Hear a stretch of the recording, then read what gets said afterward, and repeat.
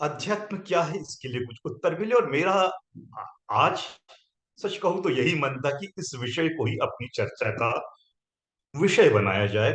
यूं तो दरअसल जिस मुद्दे पर हम आना चाह रहे थे वो ये था कि नवयान में बुद्ध नवयान में बुद्ध क्या है, लेकिन उसके कुछ आधार जानने की जरूरत हुई। और आधार से होते होते होते हमारे पास तरह तरह की चीजें सामने आने लगी। और उसी में ये अध्यात्म का एक मुद्दा हमारे सामने आया। लेकिन कल ही हमारे एक मित्र का फोन आया, जयदीप भाई का। उन्होंने कहा, बड़ी अच्छी बात कही कि आज दीपावली का दिन है या दीप दानोत्सव पर्व है, तो क्यों ना आज का टॉपिक जो है इसी विषय पे रखा सही लगी। क्योंकि जिसको दीप दानोत्सव कह रहे हैं हम लोग आजकल, बड़ी अच्छी बात है। मुख्य धारा के लोग दीपावली कहते हैं, दिवाली कहते हैं। इसको हम बुद्धिस्ट किस तरह से ले, ये एक हमारे लिए थोड़ा सा असमंजस का विषय रहा करता था हमेशा से।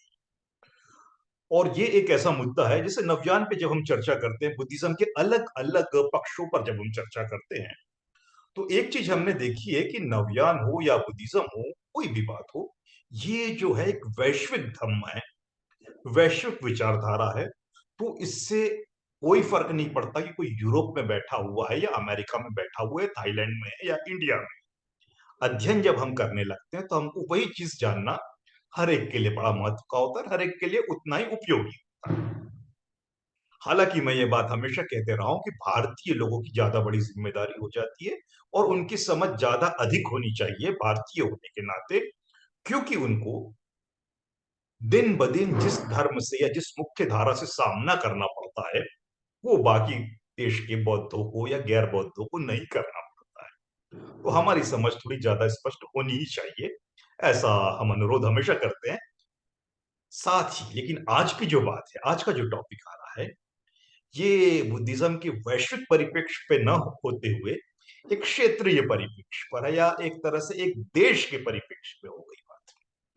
हमारे बुद्धिज्म में कुछ ऐसी चीजें हैं जो वैश्विक न होते हुए एक तरह से वैश्विक हो भी सकती है, ऐसा नहीं कहिए कि वैश्विक नहीं है, लेकिन ज्यादा महत्व उसका भारत के लोग। और ऐसे हमारे सामने दो त्योहार आते हैं जिनका भारतीय बौद्धों के लिए कई गुना अधिक महत्व है विदेशी बौद्धों की तुलना में। एक हमारा त्योहार अभी कुछ दिनों पहले पर्व गया, पर्व कहना ज्यादा अच्छा होगा त्योहार से, जो था अशोक विजयादशमी, धम्मचक्र प्रवर्तन दिवस। धम्मचक्र प्रवर्तन दिवस का जितना मायने भारतीय बौद्धों के लिए है, जरूरी नहीं है कि विदेश के बौद्धों के लिए उतना गहरा मायने रखते हो। कारण यह है कि सम्राट अशोक भी यहीं पे पैदा हुए थे, यही उनकी कर्म भूमि रही थी। भले ही सम्राट अशोक ने वैश्विक तौर पर धम्म को फैलाया, लेकिन जन्मभूमि कर्म भूमि उनकी भारत थी। तो इस तरह से भारतीय लोगों का, भारतीय बौद्धों का बहुत ज्यादा लगाव, बहुत ज्यादा सम्मान सम्राट अशोक के प्रति होता है, होना ही चाहिए। विदेशियों का भी होना चाहिए कि सम्राट अशोक ने देश की सीमाओं को लांघ के यूरोप तक, बहुत सारे देशों तक धम्म दूत भेजे। लेकिन वहां पे उस हद तक सम्राट अशोक को माना जाए न माना जाए कि उनकी मर्जी है। लेकिन सम्राट अशोक का इतिहास सीधा सीधा हमसे जुड़ा हुआ है, तो इसलिए हम लोग अशोक विजयदशमी को बड़े धूमधाम से, बड़े शान से मनाते हैं। और यही वो दिन था कि बाबा साहब ने भी जब धर्मांतरण किया था 14 अक्टूबर को, तो इसलिए इस दिन का बड़ा महत्व भारतीय बौद्धों के लिए हो जाता है। और हमने देखा नागपुर में हजारों लाखों की संख्या में लोग इकट्ठे होते हैं, अपनी श्रद्धा प्रकट करते हैं, किताबें खरीदते हैं। तो ये हमारा एक बड़ा अच्छा माध्यम होता है, जो कि एक अमेरिकन बुद्धिस्ट या थाई बुद्धिस्ट या श्रीलंकन बुद्धिस्ट के लिए शायद उतना महत्व न रखता हो या बिल्कुल भी न रखता हो। ठीक ऐसा ही आज का हमारा विषय है। ये भी बिल्कुल क्षेत्रीय है, एक तरह से देखा जाए क्षेत्रीय से आशय देशज देशीय कह लेना चाहिए इसको। एक राष्ट्र विशेष का है जो भारत से संबंधित है, वो है दीपदानोत्सव। ये दीपदानोत्सव क्या है या दीपावली क्या है, तो ये आज हम चर्चा कर लेते हैं। अध्यात्म के विषय पे हम लोग अगले हफ्ते आएंगे। मैं खास करके बड़ा खुश हुआ हूँ कि आप लोग के कुछ जवाब बड़े अच्छे आए हैं अध्यात्म के विषय पे। कुछ लोगों ने जवाब नहीं दिए तो उन्होंने फोन करके अपनी बात रखी अध्यात्म के विषय में, जो कि बड़ी अच्छी है। उन पर हम लोग बारीकी से चर्चा करेंगे आने वाले हफ्ते में। आज हम दीप दानोत्सव या दीपावली इस पर चर्चा प्रसंगवश कर लेते हैं, क्योंकि आज ये दिन आ गया, अचानक से संडे है और आज का ये दिन है, तो सोचा चलिए इस पे चर्चा कर ली जाए। तो इस पे एक थोड़ी सी हम लोग को दिक्कत या परेशानी होती है तमाम भारतीयों को, कि दीप दानोत्सव नाम से अगर कुछ बौद्ध इसको आजकल मनाने लगे हैं, तो क्या दीपावली को हम लोग अपना त्योहार, अपना पर्व माने अथवा ना माने? एक हम लोगों में असमंजस है। ये असमंजस का कोई हल नहीं है। दो भाग बट गए हैं भारतीय बौद्धों के। एक कहता है कि इसको दीपदानोत्सव के नाम पर मनाया जाए, क्योंकि इसका अपना एक इतिहास है। ये वो दिन है जब बुद्ध कपिल वस्तु पे लौटे थे। तो इस मायने से इसका बड़ा महत्व है। ये इतिहास बताने की वो कोशिश करते हैं। और भी इतिहास की कुछ कुछ अलग अलग कहानियां इसमें जोड़ी जाती है, जिसके आधार पर इसको एक बौद्ध पर्व के रूप में प्रस्तुत करने की कोशिश की गई है। और कौन कौन से आधार है उन पर भी हम आगे चर्चा करेंगे। तो ये हम लोग को एक इस तरह का पक्ष हो गया। दूसरा पक्ष बौद्धों का, भारतीय बौद्धों का ये है कि भाई दीपावली है, ये हिंदुओं का त्योहार है, इसका बुद्धिज्म से कोई लेना देना नहीं। अभी कल ही उत्तर प्रदेश के एक भिक्षु का एक फेसबुक पर बड़ा लंबा नोट आया, जिसमें उन्होंने ये कहा कि अगर ये वाकई बौद्ध पर्व होता तो इस दिन को श्रीलंका में, बर्मा में, थाईलैंड में, तमाम बौद्ध देशों में भी मनाया जाता। लेकिन वहां नहीं मनाया जा रहा है। वहां तो सिर्फ वैशाख पूर्णिमा यानी बुद्ध पूर्णिमा और अन्य पूर्णिमा से जुड़े हुए त्योहार ही, पर्व ही मनाए जाते हैं। तो क्या इसे बौद्ध माना जाए? ऐसा उनका दावा था। तो इस आधार पर उन्होंने खारिज किया कि ये वापस कहीं ना कहीं हमें उसी मुख्य धारा, उसी हिंदू धर्म की ओर जोड़ देगा, अगर हम लोग इसको दीप दानोत्सव कह के मनाने लगेंगे। एक हमारे मित्र हैं, उन्होंने एक मैसेज किया मुझे, फेसबुक पे भी किया। उन्होंने कहा कि जिस तरह अगर शराब का नाम बदल के मदिरा कर दिया जाए, तो वो अपना गुण यानी अवगुण नहीं छोड़ेगी। जो अवगुण शराब में होते हैं वही रहेंगे, चाहे उसको मदिरा कह दिया जाए। ठीक उसी तरह अगर दीपावली का नाम आप दीप दानोत्सव कर दोगे, तो कुछ नहीं बदलेगा, वही अवगुण कायम रहेंगे, हमारे समाज में, हमारे समुदाय में आ जाएंगे। ऐसा उनका कहना था। तो एक तरफ एक तबका है जो बिल्कुल विरोध कर रहा है दीपावली का, दीपदान उत्सव या किसी भी नाम से मनाने पे। दूसरी तरफ दूसरा तबका है जो कहता है कि दीपदानोत्सव का अपना इतिहास है। दिल्ली में कुछ कुछ बड़े बड़े विहार हैं, जैसे सम्यक विहार एक है, वहां पे पश्चिमपुरी में, वहां पे बड़े पैमाने पे दीपदानोत्सव का सेलिब्रेशन होता है। लोग आते हैं वहां पे, बुद्ध वंदना, संघ वंदना, धम्म वंदना करते हैं, और एक बड़ा किस्म का पर्व की तरह मनाया जाता है। घर में भी लोग अपने दिए जला के, लाइट्स जला के, स्टार लगा के तमाम तरह से ये मनाते हैं, और इसको दीपदान उत्सव का नाम देते हैं। तो ये दोनों चीजें एक साथ चल रही। अब इसमें क्या सही है क्या गलत है, ये निर्णय करने के लिए हम लोग स्वतंत्र हैं। आज का विषय यही है कि हम लोग भी कुछ निर्णय करें, वो हमारी मर्जी से होना चाहिए। क्या सही लग रहा है, क्या गलत लग रहा है, हमको भी सोचने का अधिकार है, जैसे बाकी लोग कह रहे हैं। तो वो हम क्यों सोचे, कैसे सोचे, उसके मैं कुछ आधार आज आपके सामने रख रहा हूं, दोनों ही पक्षों के, जिसके माध्यम से हम लोग ये तय कर सकते हैं कि क्या इसको मानना चाहिए बौद्ध पर्व अथवा नहीं मानना चाहिए। मानने के क्या फायदे हैं, क्या नुकसान है, नहीं मानने के क्या फायदे हैं और क्या नुकसान है, ये हमारा आज का चर्चा का विषय रहेगा। तो अब यही, जैसे हमने कही कि दीप दानोत्सव भी कहे, तो ये भी एक देशी समस्या है, अंतरराष्ट्रीय समस्या नहीं है बौद्धों की। तो इसका क्या, हम लोग इस पे किस नतीजे में पहुंचे, उससे पहले हम दशहरे पे यानी कि अशोक विजयदशमी पे आते हैं। अशोक विजयदशमी भी एक ऐसा पर्व है जो हिंदुओं के दशहरे के दिन ही आता है। दोनों त्योहार एक दिन एक साथ।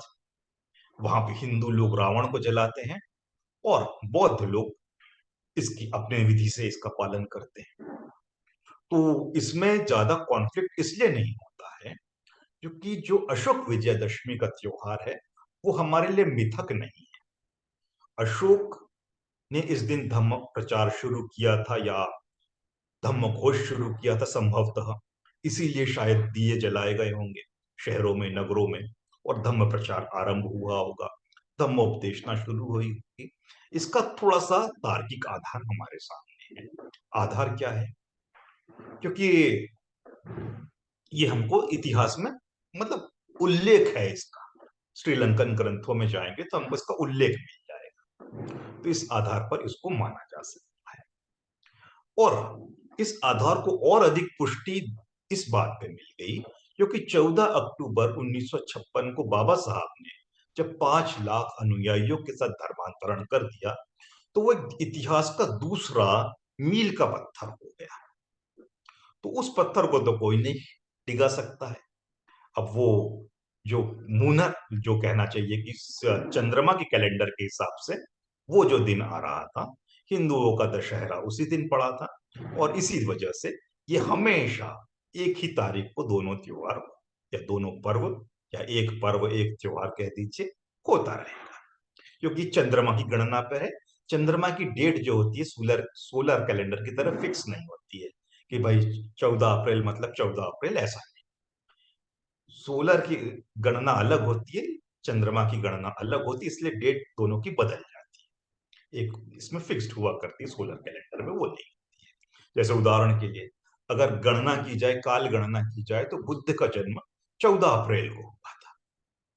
लेकिन आज कभी भी बुद्ध पूर्णिमा, जब से मैं देख रहा हूं और आप भी देख रहे हैं और हमारे पूर्वज भी देखते रहे होंगे, 14 अप्रैल को बुद्ध पूर्णिमा अभी सालों से नहीं आई है। लेकिन बुद्ध काल में 14 अप्रैल जो बाबा साहब का जन्मदिन है, उस दिन बुद्ध का भी जन्मदिन हुआ था। सच्चाई ये है। अगर हम उस गणना को देखते हैं, चंद्रमा की गणना को, सोलर की गणना को देखते हैं, डेट्स दोनों की बदल जाती है। तो खैर जो भी है, दशहरे को लेके हमारे मन में कोई मतभेद नहीं है। बड़े सहज रूप से दशहरा जो हिंदुओं का था, उस दिन हम लोग स्वाभाविक रूप से अशोक विजयदशमी या धम्म चक्र प्रवर्तन दिवस के नाम से हम लोग उसको सेलिब्रेट कर लेते हैं। संभवतः इसमें एक लॉजिक छुपा हुआ है। दीपावली जो है हिंदुओं का त्योहार, ये दशहरे के 20 दिन बाद आता है। तो अगर लॉजिक हम लगाते हैं जिसका कोई वैज्ञानिक या पुरातात्विक आधार या कोई भी ग्रंथ के आधार पर हम ये बात नहीं कह रहे, सिर्फ और सिर्फ लॉजिक के आधार पर कह रहे हैं कि सम्राट अशोक ने कलिंग में अगर जो अशोक विजयदशमी थी उस समय धम्म को स्वीकार किया होगा, बुद्ध के धम्म को, तो वो कलिंग से यानी आज के उड़ीसा से वापस गए होंगे पटना, मगध जो उनका राजधानी थी, पटना आज की तारीख, आज के समय के, वहां गए होंगे। तकरीबन 20 दिन का समय लग गया होगा, इसमें हमको लॉजिक लगता है। अगर 15 दिन का भी लगा हो तो 5 दिनों ने कुछ तैयारी की होगी और संभवतः इस दिन दीप जलाए गए होंगे क्योंकि आज से मैं धम्म प्रचार करूंगा, ये उनका उद्देश्य था। तो अंधकार को दूर करने के लिए प्रतीक के रूप में अत्त दीपो भव, जैसा कहा जाता है, स्वयं प्रकाशवान बनो, या दीप का बार बार बार बार उल्लेख तरह तरह के रूप में आता है बुद्धिज्म में। तो वो सिंबॉलिक रूप में एक संभवतः किया हो सकता है। और इसीलिए सबसे पहला दीपदानोत्सव शायद अशोक के माध्यम से शुरू हुआ होगा। इसका लॉजिक हम इस आधार पर ले सकते हैं, 20 दिन के डिफरेंस के आधार पर। तो ये हो सकता है। अब और ज्यादा इसका आधार हमारे पास नहीं है। बहुत ज्यादा पुरातात्विक या किसी तरह का ऐतिहासिक प्रमाण हमारे पास नहीं है। ये सिर्फ एक तरह से लॉजिक लगाया जा सकता है, हल्की फुल्की अटकलबाजी हो सकती है, जो हो भी सकता सही हो और हो भी सकता नहीं। इसके बारे में हम लोग पक्के तौर पर नहीं कह सकते। पिछले दिनों जब धम्म चक्र प्रवर्तन दिवस मना रहे थे, मैं जब अपने घर में मना रहा था अपने परिवार के साथ, तो मैंने एक बार अचानक कह दी बुद्ध पूजा करते हुए, जो कि सोची हुई नहीं थी। मैंने कहा कि इसका इतिहास सम्राट अशोक के साथ जुड़ा ही हुआ है, बाबा साहब के साथ जुड़ा ही हुआ है। लेकिन ये संभवतः संभवतः कहना पड़ेगा, मुझे नहीं मालूम, ये सिर्फ और सिर्फ मेरे मन की उपज थी, जो कि हो सकता पूरी कल्पना, इसका कोई आधार नहीं है। मैंने कहा ये वो दिन था कि जब महामती नाम के बोधिसत्व ने श्रीलंका जाके श्रीलंका के राजा रावण को धम्मोपदेश दिया, जो लंकावतार सूत्र के नाम से जाना जाता है। लंकावतार सूत्र ऐतिहासिक है, तो लंकावतार सूत्र अगर ग्रंथ ऐतिहासिक है, तो संभवतः रावण नाम का वहां कोई राजा रहा होगा। संभवतः कह रहे हैं, कोई बहुत बड़ा इतिहास हमारे सामने नहीं है। महामती कोई बोधिसत्व रहे होंगे भारत के, जहां वो गए, श्रीलंका गए, और उन्होंने धम्म प्रचार किया होगा, राजा को धम्मोपदेश दिया होगा। क्या ये दिन वही था अशोक विजयदशमी का? इसके बारे में हम पक्के तौर पर नहीं कह सकते, ये सिर्फ अटकलबाजी थी। मैंने कह दिया कि भाई हो सकता है कि उस दिन किया हो, किया है नहीं किया है ये हमको नहीं मालूम। तो कभी कभी चीजें जो होती है सिर्फ अंदाज होती है, इसका कोई बहुत ज्यादा आधार नहीं होता है। चाहो तो इसको मान लो, चाहो तो ना मानो। मानेंगे तब भी कोई फर्क नहीं पड़ेगा, नहीं मानेंगे तब भी कोई नुकसान विशेष नहीं होने वाला। ये सिर्फ और सिर्फ एक हल्की सी हमारी सोच हो सकती है। तो ये जो भी हो, बड़ी आसान था विजयादशमी की पहेली को हल करना। समस्या आती है दीपावली पे या दीपदानोत्सव पे। जब हम नए नए बौद्ध हुए थे, तो हमने ये कहानी सुनी थी, किसी बामसेफ के मित्र ने कहानी सुनाई थी, एक बार घर आए थे, कि दीपावली वो हिंदुओं का त्योहार है जिस दिन महामौदगल्यायन की ब्राह्मणों ने सिर कुचल कुचल के हत्या की थी। इसलिए हमको दीपावली नहीं मनाना चाहिए। ये बौद्धों के लिए शोक दिवस है, क्योंकि इस दिन हमारे लीडर की, एक काबिल व्यक्ति की, एक समर्पित बौद्ध लीडर की निर्मम हत्या हुई थी, और इसकी खुशी में हिंदू दीपावली मनाते हैं। अब इस बात का भी कोई क्या आधार है हमारे पास? नहीं है, कोई पुरातात्विक आधार नहीं, कोई साहित्यिक आधार नहीं है। यह भी हो सकता है एक अटकलबाजी, या एक बड़ा अच्छी कोशिश हो सकती है जिसका हम तारीफ करते हैं, कि हमारे बौद्ध लोग जो हैं उनकी अलग आइडेंटिटी, अलग पहचान बनाना। तो इसलिए उन्होंने ये बहाना ढूंढ लिया होगा कि अगर इस तरह से हम एक भावुक अपील कर दे, तो शायद लोग इस दीपावली को नहीं मनाएंगे, इसको अलग मानेंगे, क्योंकि ये हमारे काम का पर्व नहीं है, हमारे पर्व कुछ और होते, ये अंतर शायद वो समझ जाएंगे। जो भी हो, ये कारण हो सकता है। तो जो हमारी पुरानी अप्रोच थी, इस उदाहरण के माध्यम से मैं ये बताना चाह रहा हूं, आज से 4-5 साल पहले तक ये बिल्कुल थी कि दीपावली बौद्धों का त्योहार नहीं है।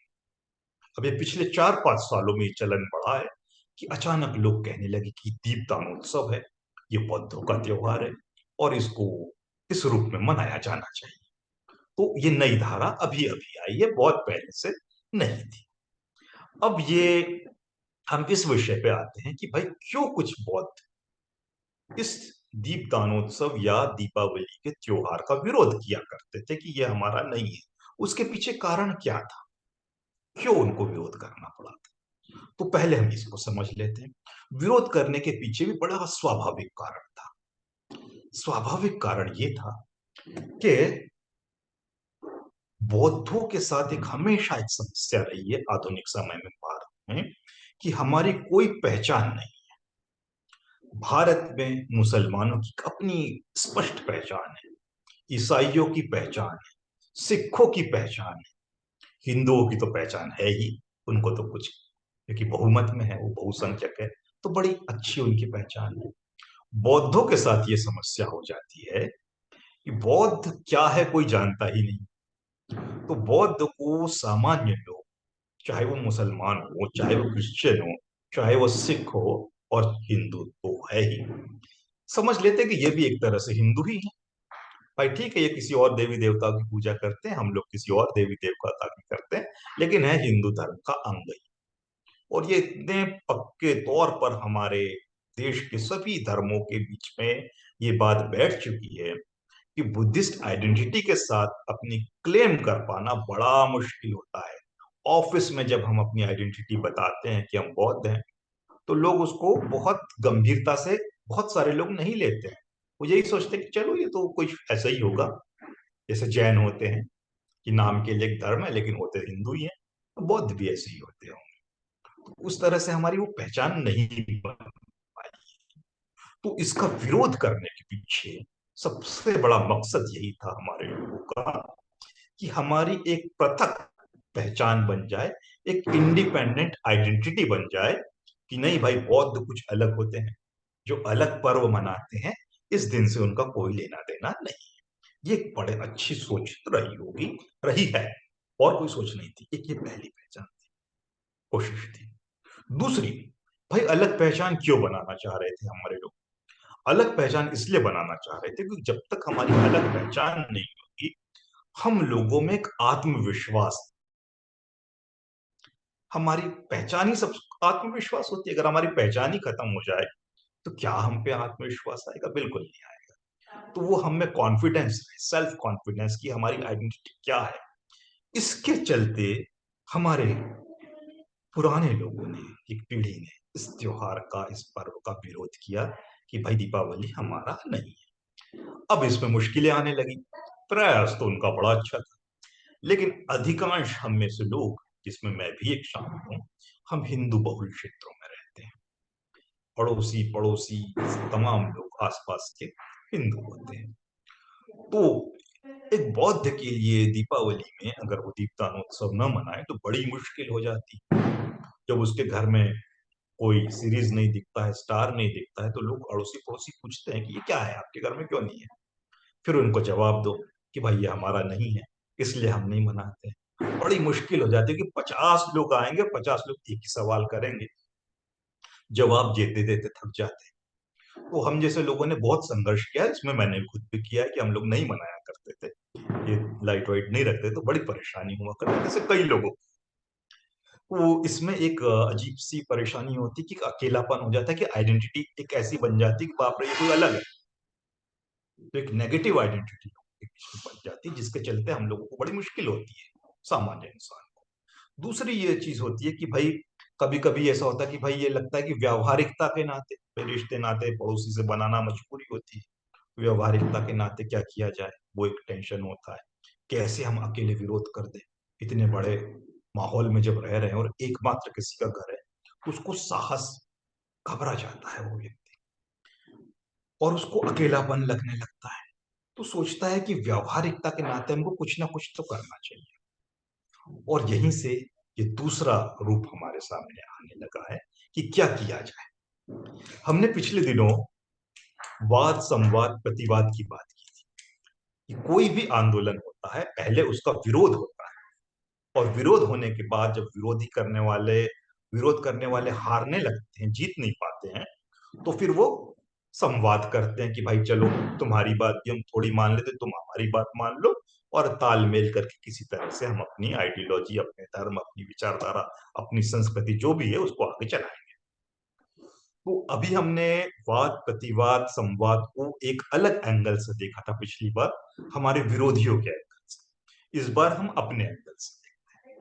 तो हमारे भी जो शुरू के लोग रहे, जिन्होंने इसका प्रतिवाद किया कि भाई ये हमारा त्योहार नहीं है, इसको नहीं मनाना चाहिए, बहुत से लोग उसमें थे, मैं खुद भी था, अभी भी कुछ हद तक हूं, ऐसा नहीं कि नहीं हूं, कि हमको नहीं मनाना चाहिए। अब मुश्किल तमाम इन लोगों के साथ ये हुई कि जो हमने देखा इतने सारे पॉइंट्स, कि लोग हमारे कहते थे कि हम अकेले पड़ जाते हैं, हम पे वो एक दबाव लग जाता है, बड़ी मुश्किल होती तालमेल बैठाने में, ये होता वो होता। तो क्या किया जाए? तब लगा कि भाई संवाद करना जरूरी है। और ये तीसरी स्टेज जो आई, संवाद की आई, कि पहले हमारे लोग इस चीज का घोर विरोध कर रहे थे कि ये हमारा नहीं है, अब उसको अपना कैसे बनाया जाए। अभी तक तो हमने विरोध किया था, तो फिर इन्होंने अपना पाला बदला और उसका इतिहास ढूंढने की कोशिश की, कुछ मिथक ढूंढने की कोशिश की। और इस मिथक और इतिहास, या एक कैसे इसको अपनाया जाए, तो सबसे पहले काम इन्होंने ये किया, जो कि बड़ा अच्छा काम था। अगर किसी चीज को स्वीकार करना है तो एक अलग पहचान के साथ कैसे किया जाए, तो नाम बदल दो। नाम बदल दोगे तो स्वीकार्यता अपने लोग में ज्यादा अच्छी होगी। तो भाई लोगों ने ये कहा कि ये दीपावली नहीं है, हम इसको दीपावली के नाम से तो कतई नहीं, इसको हम दीप दानोत्सव कहेंगे। एक नाम अलग हो गया। बड़ी अच्छी बात थी कि उसमें हम नारे लोग जब अगर इस दिन दिया जलाएंगे तो उसको कम से कम ये नहीं लगेगा कि मैं धोखा कर रहा हूं अपने आंदोलन के साथ। मुझे, क्योंकि जिन दिनों में दिल्ली में था, अचानक से मेरे एक मित्र जो कि ब्रह्मचारी है, उसने फेसबुक पर अपना फोटो लगाया था कि बुद्ध मूर्ति के चारों ओर दिए जल रहे हैं और दीपोत्सव मना रहे हैं वो और उसकी पत्नी। तो मुझे उस वक्त बड़ा आश्चर्य हुआ था। मैंने कहा ये कैसे हो गया भाई? एक तरफ आप वो आइडेंटिटी क्लेम कर रहे थे, दूसरी तरफ समझौतावाद कर रहे हैं। वो फिर धीरे धीरे समझने की कोशिश की और मुझे लगा कि नहीं, ये संवाद वाली बात है कि ठीक है, हम उस पर्व को मना रहे हैं लेकिन हमारी भी कुछ शर्तें हैं। पहली शर्त ये कि हम उसका नाम बदल रहे हैं, हम उसको दीपावली नहीं कहेंगे, दीपदान उत्सव कहेंगे। दूसरी बात कि इसका, अगर दीपदान उत्सव कह रहे थे, तो इसका भी कुछ इतिहास ढूंढना पड़ेगा। तो इतिहास ढूंढने की कोशिश, खंगालने की कोशिश की, जिसका, जैसा मैंने कहा कि महामती ने जाके श्रीलंका में रावण को उसी तारीख को उपदेश दिया था कि नहीं दिया था, हमको नहीं मालूम, लेकिन हमने ऐसे यूं ही क्लेम कर लिया कि अशोक विजयदशमी के दिन किया था। क्लेम करने में कोई बुराई नहीं थी, कोई नुकसान नहीं है, तो वहां तक क्लेम चलता है। तो वैसा ही क्लेम यहाँ पे, जिससे हमको नुकसान नहीं हो, कोई अवैज्ञानिक भी न हो और बहुत ज्यादा अतार्किक भी ना हो। तो लोगों ने ये कहने लगा कि ये वो दिन था कि जब बुद्ध कपिलवस्तु लौटे थे बुद्धत्व प्राप्ति के बाद, और उनके स्वागत में लोगों ने दिए जलाए थे। ऐसा हुआ था नहीं था किसी को नहीं पता, लेकिन एक दावा किया गया, जस्टिफिकेशन, न्यायोचित ठहराने के लिए कि इस दीपदानोत्सव को हम क्यों मनाएं। फिर अशोक के इतिहास के साथ भी जोड़ दिया गया। अशोक का, जैसा हमने लॉजिकली, मैंने कोशिश की दिमाग लगाने की, संभवतः 20 दिन लगे होंगे कलिंग से लौटने में, मगध में, और जब मगध में आए होंगे दीप से स्वागत हुआ होगा। तो ये भी एक इतिहास खोजा गया, और इस तरह से इसको एक ऐतिहासिक रूप पे दावा पेश किया गया बौद्धों के द्वारा कि दीपदानोत्सव हमारा भी पर्व है, और हमारा ही पर्व है। बाद में दूसरों ने चुराया, एक कदम आके ये भी कहने लगे। तो इस तरह से ये हमारे सामने दीपदानोत्सव आया। अब दीपदानोत्सव जब हमारे सामने आया, तो इसकी हमने कुछ कारण बता दिए कि क्यों हमारे सामने आया। अब इसके क्या फायदे हैं, इसको हम हल्की सी चर्चा करते हैं, और फिर नुकसान पे भी हल्की सी चर्चा करेंगे। नुकसान ये है, फायदे देख लेते हैं सबसे पहले। नुकसान तो यही कि हमको बड़ा डर है, एक ही नुकसान है, ज्यादा नहीं है, तो नुकसान नहीं मिले। अच्छा, नुकसान ये है कि ये बड़ा खतरा है कि कहीं अगर हम लोग भी उसी शैली में दीपदानोत्सव के नाम से मनाने लग गए, तो हम में और उनमें कोई फर्क नहीं पड़ेगा। जब सांस्कृतिक रूप में, व्यवहारिक रूप में, दिखावटी रूप में, अगर दिखावटी शब्द का प्रयोग करूं, हम में और किसी और धर्म में कोई अंतर नहीं बचेगा, तो हमारी आइडेंटिटी खत्म हो जाएगी। अगर हमारी पहचान खत्म हुई तो हमारा आत्मविश्वास खत्म हुआ। आने वाली पीढ़ी जो अंतर थी उसको पूरी तरह मिटा देगी। तो बुद्धिज्म का पूरी तरह ह्रास हो जाएगा, सर्वनाश हो जाएगा। ये एक खतरा है। अब ये खतरा से अगर हमको बचना है, तो इसको दीपदानोत्सव के रूप में अगर मनाते हैं, तो पूरे होश के साथ मनाए कि नहीं, यहाँ पे अगर घर में अपने कुछ स्टार लगा रहे हैं, मोमबत्ती जला रहे हैं, ठीक है, बुद्ध पूजा कर रहे हैं, बहुत अच्छी बात है, लेकिन किसी भी सूरत पे हिंदू संस्कृति का हल्का सा भी अंश हमारे घर में हावी नहीं होने देंगे। अगर ये होश के साथ रखते हैं, तो ये जो नई पहल थी, इसमें कोई नुकसान नहीं है। होश खो दिया तो नुकसान है।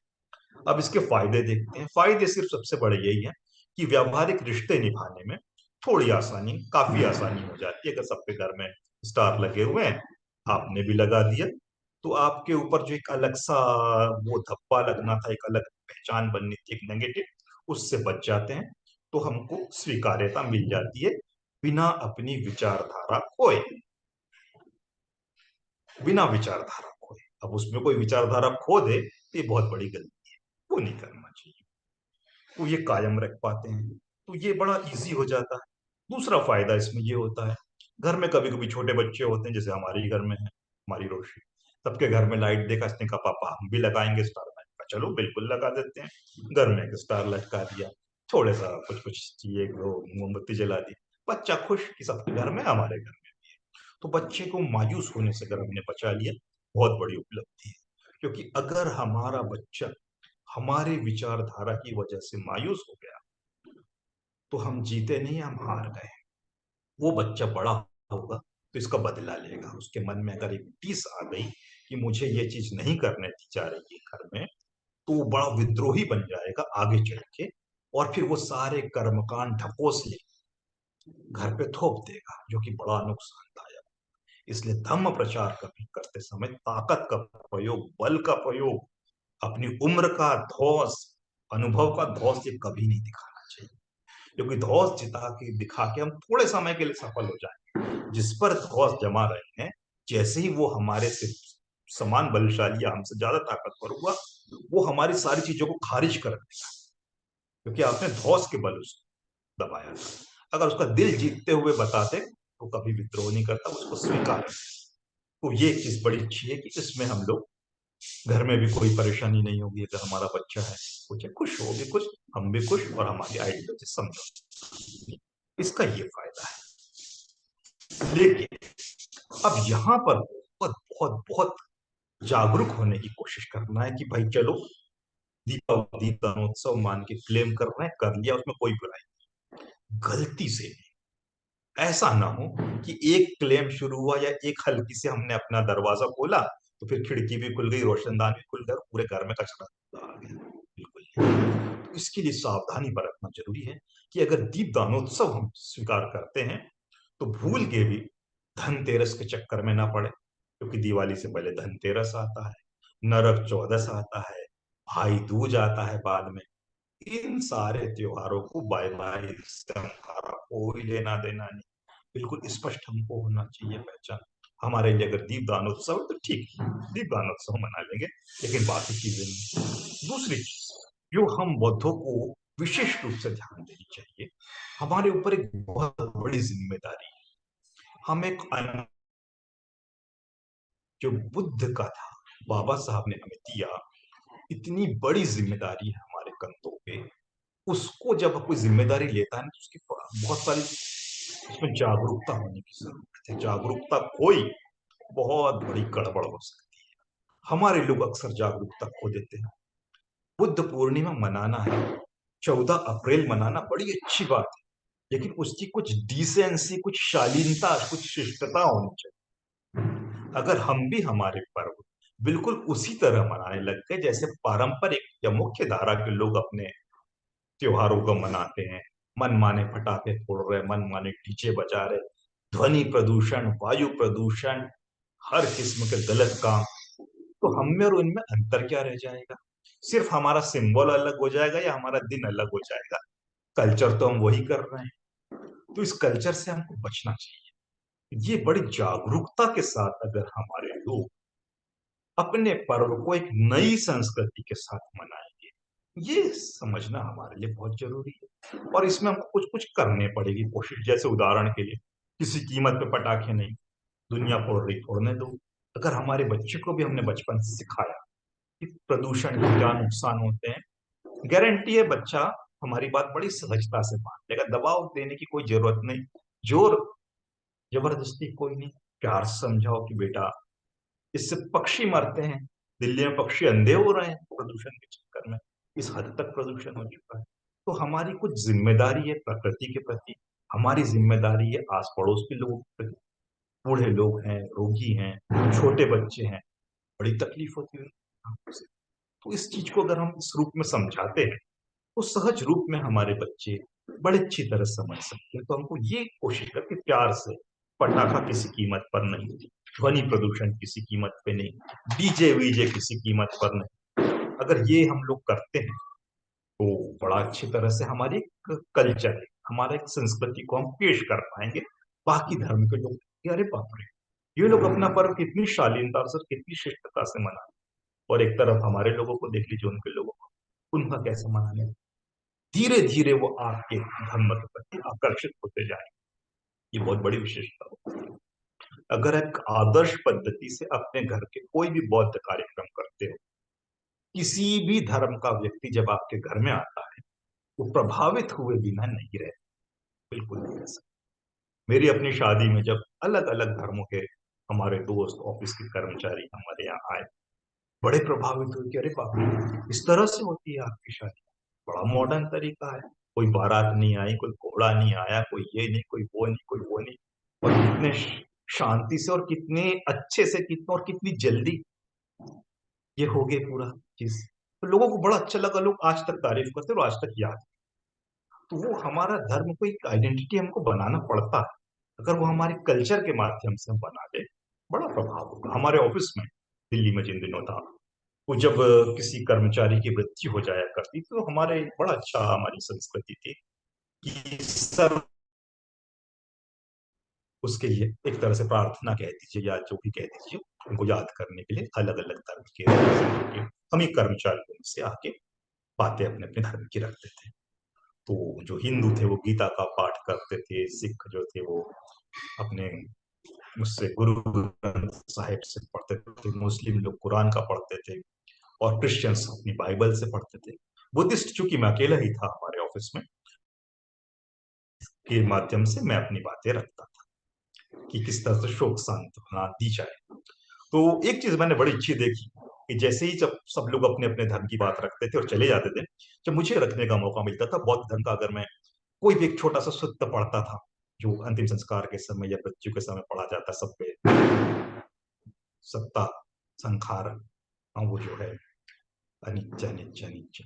तो वो लोग बड़े प्रभावित हो जाते थे, बोलते रहे बाप रे बुद्धिज्म बड़ा अच्छा है, इसकी तो बड़ी अच्छी चीज है।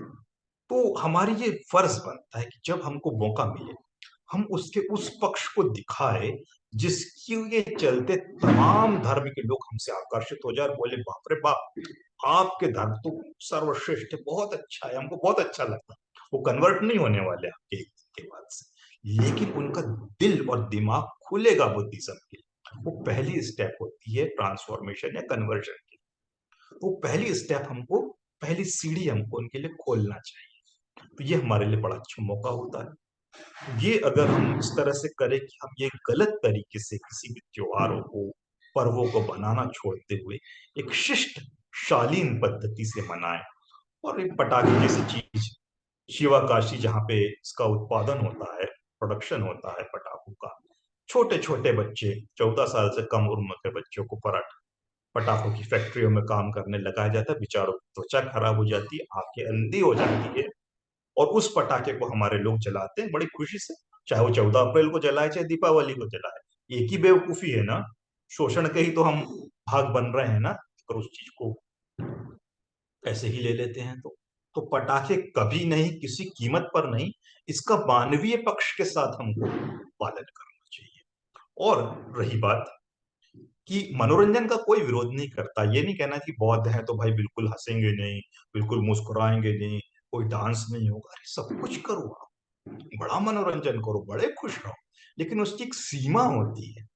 उस सीमा को हमने लांघ दिया, वो लिमिट क्रॉस कर दिया, तो हमारे डांस करने में और गणपति के डांस करने में कोई अंतर नहीं रह जाए। गणपति विसर्जन के डांस में वही दारू पी के डीजे पे वहां पे कर रहे हैं, यहाँ पे आप इसके नाम से कर रहे हो, क्या अंतर बच गया। फिर हमारे वैचारिक रूप से हम खत्म होते जाते हैं, हमारी सांस्कृतिक पहचान खत्म हो जाती है। हमारी पूरी तरह से जो इतने साल की मेहनत है, जो बाबा साहब ने इतना अच्छा धम्म हमको दिया, एक झटके में खत्म हो जाता है। लोग बोलेंगे धर्मांतरण का मतलब ही क्या निकला, अगर यही करना था गणेश के सामने भी कर लेते, फर्क क्या पड़ा। और वो आर्ग्यूमेंट बिल्कुल सही है। तो वो जागरूकता हमें कभी नहीं भूलनी चाहिए। अगर इस जागरूकता के साथ हम अपने पर्वों को मनाते हैं, हमको प्रेरणा किससे लेना चाहिए? अगर हमको सीखना ही है कि एक नया कल्चर हम कैसे लाए, तो आजकल तो गूगल और यूट्यूब है। हम देख सकते हैं कि थाई लोग, कोरियन लोग, जापानीज लोग अपने पर्वों को कैसे मनाते हैं। उनकी स्टाइल को भी हम अपना सकते हैं, तो एक बौद्ध संस्कृति हम नई इंट्रोड्यूस कर पाएंगे भारत में, जो कि बिल्कुल अलग होगी बाकी धर्मों से। बाकी धर्मों के झंडे ऐसे होते हैं आड़े, और हम लोग अगर वो सीधे झंडे पे जैसे वो लोग लेके जाते हैं, थाई कोरियन जापानीज, उस तरह का कुछ ले गए, बड़े सुंदर, और फूल करे, शांति करे। हमारे में सौहार्द शांति भी तो हो सकती है ना संगीत में। और इसके साथ एंटरटेनमेंट भी हो, उसमें कोई बुराई नहीं है, लेकिन एक पॉजिटिव रूप में हो, सकारात्मक रूप में हो, तो वो हर किसी को भाएगा, हमारे लोगों को भी अच्छा लगेगा और वो दूसरों को भी आकर्षित कर पाएगा। तो इस रूप में हमको दीपदानोत्सव को अगर हम मनाना चाहते ही हैं, तो इस सकारात्मक रूप के साथ मनाते हैं, तो बड़ा फायदा है। वरना जहां सावधानी हटी, दुर्घटना घटी। बहुत जागरूकता की आवश्यकता है। अब चलते चलते जागरूकता की बात निकली, तो इसी बात के साथ अपनी बात समाप्त करूंगा और आपको आमंत्रित करूंगा कि जागरूकता या माइंडफुलनेस होता क्या है। अभी पिछली बार मैंने भी कहा था कि बुद्ध कुछ नहीं, सिर्फ माइंडफुल है। माइंडफुलनेस ही बुद्धिज्म है, वही परफेक्ट स्टेट है। लेकिन माइंडफुलनेस है क्या, इसको भी जानना जरूरी है। अगर माइंडफुलनेस को कोई ये बोल दे कि अलर्टनेस, चौकन्ना होना, चौकन्ना होना माइंडफुलनेस है, तो ये नहीं है। सबसे ज्यादा चौकन्ना कोई होता है तो चोर होता है, जेब कतरा होता है। वो बड़ा चौकन्ना होता है, गलती से भी इसको कोई पकड़ ना ले। और इतना माइंडफुल अपना काम करता है, माइंडफुली, कि हल्की से किसी को खबर नहीं होती और सारा काम तमाम कर देता है। तो वो एक चौकन्नापन हो सकता है, वो बुद्धिज्म को उस चौकन्नेपन से कोई लेना देना नहीं है।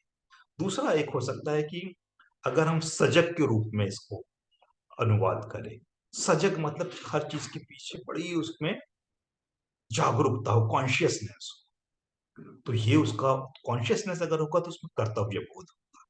तो ये बड़ा अच्छा उसका अर्थ हो सकता है। दूसरा, हम अवेयरनेस के रूप में भी इसका एक सिनोनिमा कर लेते हैं।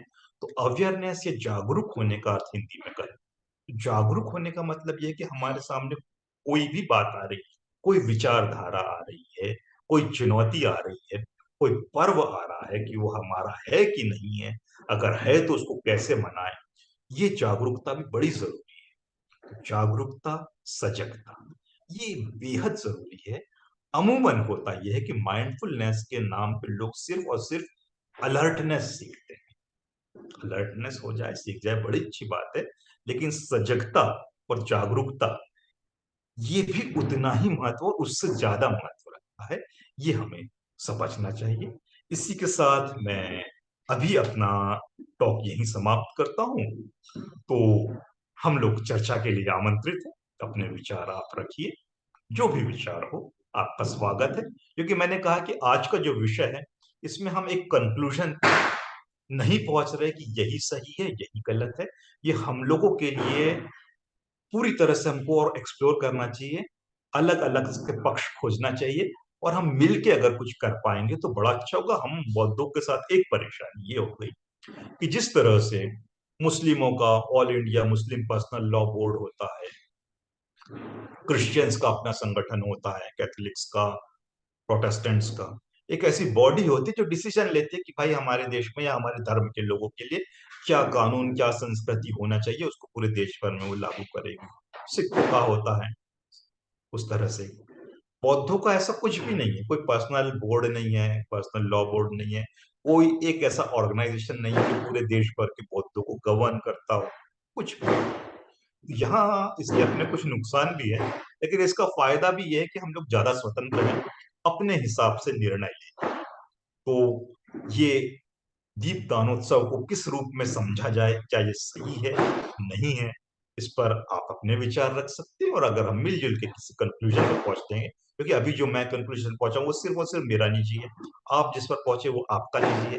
अगर शेयरिंग होगी तो हम लोग ज्यादा अच्छी तरह इसका आने वाली पीढ़ी के, और अभी से ही इसको ज्यादा अच्छी तरह से इसका इम्प्लीमेंटेशन, यानी इसको कैसे लागू किया जाए, इस पर हम सोच सकते हैं।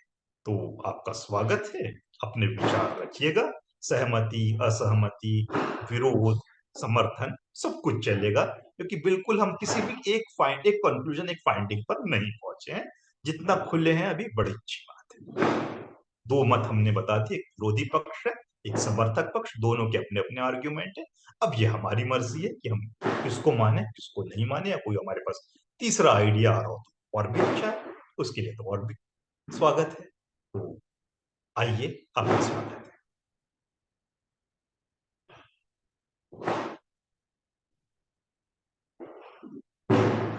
अभी मेरे यहाँ वायु प्रदूषण होने लगा, बैठे बैठे धुआं आने लग गया है घर में। हाँ, जय भीम सर। जय सुकृष्ण भीम। बोल रही तो हूँ। कृष्ण, जय भीम। सर आज तो मतलब मैं बहुत इसमें थी, सुबह सुबह जो वो दीप महोत्सव वाले वीडियो देख के, वो मैसेजेस देख के हर ग्रुप में। जी लेकिन फिर मैंने उसका बहुत अच्छे से आंसर दी सब ग्रुप में कि जी मेरा एक ही क्वेश्चन है सर अभी भी, कि बाबा साहब ने कितने बार दीपावली मनाए? जी। नहीं ओके। क्या? जी अगर एक बार भी दीपावली मनाए होंगे तो हम दीपो महोत्सव भी मना लेंगे। अगर बाबा साहब ने एक बार भी जी। नहीं मनाए तो हम क्यों मनाए? सीधा ना साफ है। जी और थैंक यू सर, आपके स्टडी से हमें इतनी मतलब कॉन्फिडेंस बहुत अच्छे से बिल्ड हो रहा है मेरे। मतलब मैंने बहुत अच्छे से ग्रुप में मैसेजेस की और उनका आंसर भी बहुत अच्छे से दी, तो मुझे बहुत अच्छा लगा कि मेरा आज दिन बहुत अच्छा गया। बहुत अच्छी बात है, बहुत अच्छी बात है। हमको इस तरह से अपने विचार बिल्कुल रखना चाहिए, बिल्कुल। तो सर ये भी क्वेश्चन है सर कि बाबा साहब ने दीपावली का कभी मना है? जो आ, हमने अभी दीप महोत्सव मनाना चाहिए, हाँ क्योंकि आपने देखिए। बोले कि अभी दोनों हाँ तरफ से आपने बोले कि नहीं, आप इस पे नतीजे पे आ जाओ। हाँ। ये देखिए सुकेशनी जी, इसमें हम लोग को ही ना नतीजे पे आना होगा, हम सबको। किसी जो आपने एक बात बड़ी अच्छी रखी, बाबा साहब ने दीपावली नहीं मनाई, एक सच्चाई है, ऐतिहासिक सच्चाई है। इसको कोई नजरअंदाज नहीं कर सकता। अगर आप ये बात बोल रहे हैं, बिल्कुल सही है। अब दूसरी बात यह है कि बाबा साहब को एक बौद्ध के रूप में जीने के लिए भी ज्यादा समय नहीं मिल पाया था, यह भी एक सच्चाई है। हालांकि उसके बाद दीपावली जरूर आई होगी कि दिसंबर में उनका परिनिर्वाण हुआ। तो ऐसा भी हम नहीं कहेंगे कि दीपावली आई ही नहीं। लेकिन कुछ चीजें ऐसी होती है जिसके लिए हमको थोड़ा सा फ्लेक्सिबल होना पड़ेगा कि अब हम क्या करें। ठीक है, बाबा साहब ने तो नहीं मनाया था, ये हम मान सकते हैं, मानना ही चाहिए। लेकिन अब इसको मानना है या नहीं मानना है, इसके लिए दोनों पक्षों पे हमने चर्चा कर दी है। इस पे और बारीकी से अगर हम लोग चर्चा करेंगे तो किसी निष्कर्ष पे पहुंच पाएंगे। सर क्या हो रहा है ना सर कि मूर्तियां बदल रही है, बस बुद्ध की मूर्ति आ रही है। हाँ। हाँ, ये आप ये बिल्कुल बोल सही रहे कह रहे हो। थे। ये हम लोग की बहुत बड़ी जिम्मेदारी है कि जब तक हम एक नई तो संस्कृति। सर वो देख के ना सर बहुत गुस्सा आती है, और मेरा ना मतलब सुबह ना मुझे बहुत ज्यादा गुस्सा आ रही थी। रिकॉर्डिंग हो रही है और मैं अपना बोल रही हूँ। जी लेकिन जी सर मैं सच में बता रही हूँ कि वो जो ये देख रही थी ना मैसेजेस, तो मुझे ना बहुत गुस्सा आ रही थी। तो फिर मैंने रह के नहीं हुआ, और मैंने पूरे ग्रुप में मैसेज की कि बाबा साहब ने कब दीपावली मनाए, नहीं, जो आपका तुम नया चालू कर रहे हो। बहुत सही आर्ग्यूमेंट है, बहुत बहुत अच्छा लगा आर्ग्यूमेंट। हाँ, लेकिन और भी ऐसे लोग सर को। अपने विचार रखें, बढ़िया रहेगा। इसके लिए हम लोग ओपन रहेंगे, क्योंकि मूल रूप से सुकेशनी जी, मैं भी आपसे सहमत हूँ, ये मूलतः तो हमारा पर्व नहीं। सर दीप महोत्सव चाहिए कि नहीं हाँ ना, बड़े मुश्किल से तो बाबा साहब ने हमसे ये छुड़वा दिए हैं। जी। लेकिन फिर तो बस हो गया, दीप महोत्सव के नाम पे तो परित्राण भी तो हो रहे हैं हाँ, अभी। इन सब चीजों में तो वो बहुत फिर बहुत क्या हो जागरूक रहा होना है है, बिल्कुल कि बिल्कुल। एक एक छोड़ रहे और दूसरा पकड़ रहे हाँ हैं, हो क्या रहा है, चल क्या रहा है? बिल्कुल बिल्कुल। अगर अपन इतनी स्टडी कर रहे हैं और अपन वही बोल रहे हैं कि नहीं हम ही तो छोड़ लो सर, अपन आता काय करत हो। जी नहीं सुकेशनी, इसके लिए ना हम लोग की जिम्मेदारी बहुत बड़ी है। जैसे इसलिए पिछली पूरे बार भी पूरे हमने इसमें कहा बोलना था। चाहिए कि नहीं, दीप हाँ महोत्सव है ही नहीं। हाँ। नहीं, इसके लिए ना हम लोग को ये करना पड़ेगा सुकेशनी जी कि हमको मिल के कभी एक वर्कशॉप लेना पड़ेगा, एक हमारी बौद्ध संस्कृति के लिए, कि बौद्ध संस्कृति हम कैसे विकसित करें। उसमें अलग अलग पर्व को पहले हमको प्लान करना पड़ेगा। एक चीज होगी कि हमारे ये भाई हमारे पर्व हो। दूसरी बात है कि इस पर्व की मेथोडोलॉजी क्या हो। नहीं तो वही होगा कि जैसा आप कह रहे हो कि मूर्ति बदल जाएगी, हो ना जाना सब कुछ वही है। तो वो हम लोग को मिलके बनाना पड़ेगा, और पहले अगर हम लोगों ने इसको मिलके बना लिया, धीरे धीरे वो समाज में उम्मीद है कि जा सकता है। अगर हम कोशिश करेंगे तो कुछ सफलता की गारंटी रहेगी।